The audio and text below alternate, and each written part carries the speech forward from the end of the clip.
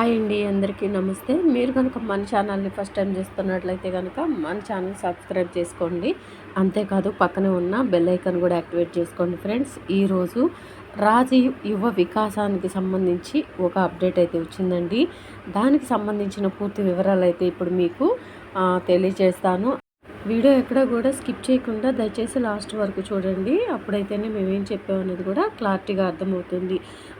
మనకు అందరికీ తెలిసిందే కదండి, రాజీవ్ యువ వికాసం స్కీమ్కి చాలామంది అప్లై చేసుకున్నారు. ఈ లోన్లు అయితే కంపల్సరీగా ఇంటర్వ్యూ అయిపోయిన వారికి మాత్రం ఈ రుణాలు మంజూరు చేస్తారని మనకు తెలిసిందే కదండి. వాటికి ఇంతకుముందు అయితే సిబిల్ స్కోర్ లింక్ అయితే పెట్టారండి. అంటే సిబిల్ స్కోర్ ఉంటేనే, సిబిల్ స్కోర్ మంచిగా ఉంటేనే, మంచిగా అంటే 750 అంటే మంచిగా ఉన్నట్టండి సిబిల్ స్కోర్ అనేది. 750 లోపల సిబిల్ స్కోర్ ఉంటే కనుక కొద్దిగా తక్కువ ఉన్నట్టేనండి మనకి ఈ సిబిల్ స్కోరు. 750 దాటితే కనుక బ్యాంకులు కూడా చాలా ముందుకు వస్తాయి, లోన్లు ఇవ్వడానికి కూడా ఇష్టపడతాయండి. కాకపోతే ఇప్పుడు ఈ రాజీవ్ యువ వికాసానికి ఈ సిబిల్ స్కోర్తో సంబంధం ఏమీ లేదని మనకి ఇంతకుముందు అయితే క్లారిటీ ఇవ్వలేదు. కానీ ఇప్పుడైతే మాత్రం బట్టి విక్రమార్క గారు ముందుకు వచ్చి దీని మీద ఒక క్లారిటీ అయితే ఇచ్చారండి.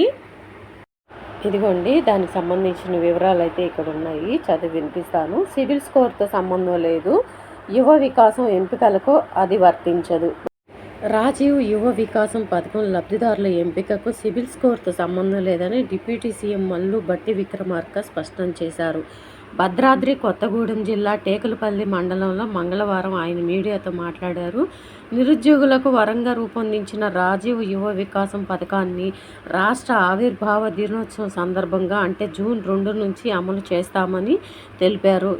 ఈ పథకాల లబ్ధిదారుల ఎంపికలో సిబిల్ స్కోర్ చూస్తారని కొన్ని సామాజిక మాధ్యమాల ద్వారా దుష్ప్రచారం జరుగుతుందన్నారు. ఈ ప్రచారాలను నిరుద్యోగులు నమ్మవద్దని సూచించారు.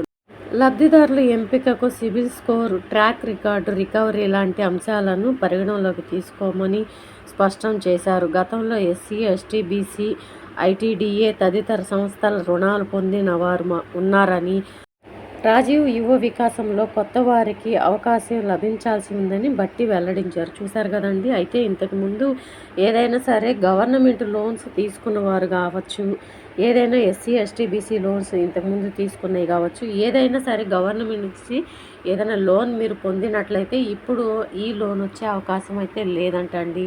అది కూడా స్పష్టం చేశారు కదా.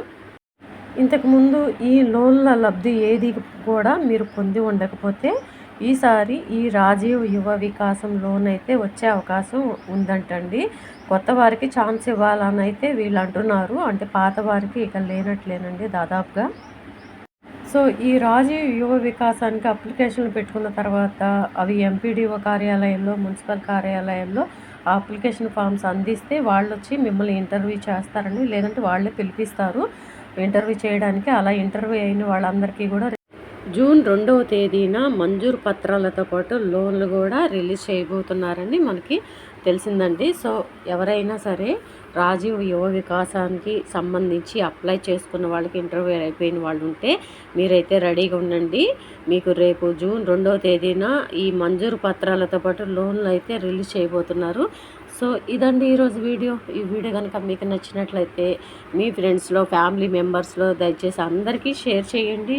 మీ ఫ్రెండ్స్లో, ఫ్యామిలీ మెంబర్స్లో చాలామంది ఈ లోన్లకు అప్లై చేసుకున్న వాళ్ళు ఉంటారు. ఈ వివరాలు వాళ్ళు కూడా తెలుసుకున్న వాళ్ళు అవుతారు. దయచేసి అందరికి షేర్ చేసి ఒక చిన్న లైక్ ఇచ్చి సపోర్ట్ చేయండి. Thank you.